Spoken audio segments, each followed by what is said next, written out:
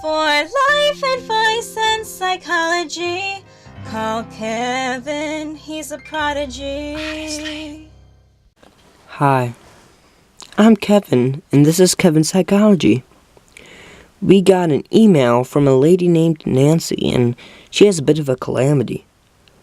Let's see what she typed up for me. Hi, Kevin. My name is Nancy, and I am 75 years old. It's January, and I want to have a big bridge party with my friends, but I can only invite 20 people because I live in a small house. I want to invite more people who I'm only a little bit friends with, but I can't. Will they be mad if I don't invite them? What should I do? So, you want to have a big bridge party with your friends, but you can only invite 20 people because you live in a small house. Not really sure how you got that, that only 20 people can fit in your house. But okay. But let's move on to the next line. I want to invite more people who I'm only a little bit friends with, but I can't. You can't? You don't say, but I can't because I live in a small house. You just say, but I can't. Some unanswered questions in here. Will they be mad if I don't invite them? Okay. What do you mean, will they be mad? This is another unanswered question. Because, are your friends gossipers to people that you're only a little bit friends with? Next line. What should I do?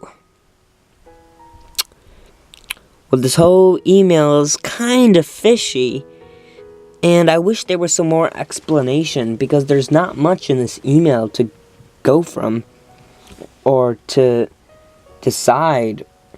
It's kind of a short email, and it sounds like that you're friends with only 20 people, and it sounds like you really don't want to invite the people who you say you're a little bit friends with. I think that your 20 friends are friends with other people that you say you are a little bit friends with. And I think it sounds like you're worried that your friends will tattle on you and tell people you're not really friends with that they were left out. And it sounds like you really don't want to leave anyone out. And, I wish I knew more to this again, because I really want to know the situation more clearly. Because, if it's a situation where these people have done wrong to you, so you don't want to invite them, I see that as a perfectly good thing to do. But you're just leaving these people out because you don't really want to invite them to your house. You want to invite your real friends. And then, I see you don't really want to invite too many people. But again, if your friends are gossiping, then I would just tell your friends not to tell them. But I would invite the people that you're only a little bit friends with. But if it is true that our house is too small, you can just rent out a building. There are a lot of buildings you can rent, or you can just do it at someone else's house. It doesn't sound like that much of a big deal to me. But, as long as you don't tell the other people, it's really just up to you to decide whether you want to leave them out or not. And sometimes being left out of things is not a very good feeling. I got left out of things a lot. I still do. People have gotten invited to parties that I haven't been right in front of me. People have been talking stuff or saying stuff about me or just leaving me out of conversations, and they still are. And it just really kind of makes me feel upset because I really don't have a lot of friends. And it sounds like you're only friends with 20 people. What I would do is I would only get a few good friends and have a small bridge party. But again, I don't know a lot about this situation, so I don't really know what the full story is here. And it sounds a little fishy, so what you're saying might perfectly well be true, that you don't have room, and you only have room for 12 people. And in that case, I would just rent a building or just use someone else's house. I guess all I'm saying is that it's up to you to decide if you want to leave people out or if you don't. Because it really is that way, that you don't want to leave people out knowing that they've been left out. And you don't want to take that chance that they'll find out that they've been left out. I really am just saying to go with your conscience, and that is my verdict. I got an email yesterday that, it really got me, you know? It really hit me right in my brain. It really stamped an image in my brain, and I just thought that this is just a good story. And, I mean, that this is a problem. And it's really interesting. Okay. So let's read the email. Hello, Kevin. My name is William. My 14-year-old niece sadly has cancer. Yet their family does not have enough money to pay for her treatment. I am her only uncle, and the rest of her family doesn't have that much money, including me.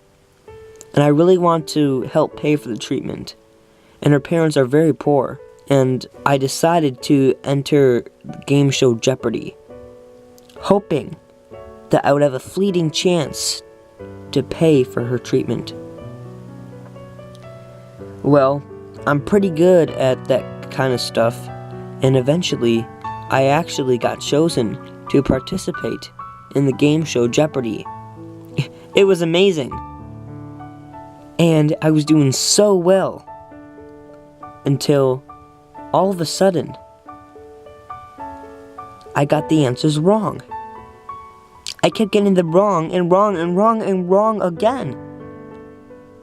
And yet, the two other people kept getting them right. They kept getting them right and right and right and right again. And eventually, I was at negative $50,000. And I lost Jeopardy. I lost. I didn't even get to do Final Jeopardy. And I'm not sure what happened after that, because I flew back home because I didn't want to spend any more time in there. And I couldn't even watch myself on TV. And then I was informed that somehow the two other guys had cheated. And the answers I given were actually right. And the answers they given, they were cheating.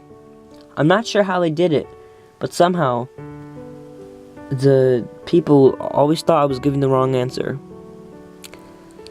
I'm not sure how. And it just really made me really unhappy. So I asked them, can we do this again? And they said, you'll have to fly in here again for us to give you your money. I said, can you give it to me on PayPal or mail it in? And they said, no, we don't do PayPal, and it would be too dangerous to mail it in. The only way you can get your money is if you fly in. Well, I don't have enough money to fly in there. I don't. And don't think that I don't want to, because they're only holding my money for 30 days. And I don't think that I'm going to be able to make enough money in 30 days. And my niece is slowly dying from cancer. So please, Kevin, help me. Please. Well, this is one problem that is really out of my control. And it's really sad. And I really can't help you with this. But I believe that other people can. If you spread the word, make a Kickstarter account on the internet. Ask people to pay you money for your niece who's dying of cancer. Find other ways to raise money. The internet can be a very valuable way of helping other people, because there are good people on the internet who will pay you money to help you for things. And I mean, that is the only way that I can think of. But because beyond that, this is out of my hands. This is one problem that, besides giving you advice to start a Kickstarter account, I cannot help you with. Of course, besides giving you $15,000. Yes, you got it right. I'm giving you $15,000 in the case of your niece. Thank you. And this has been Kevin Psychology.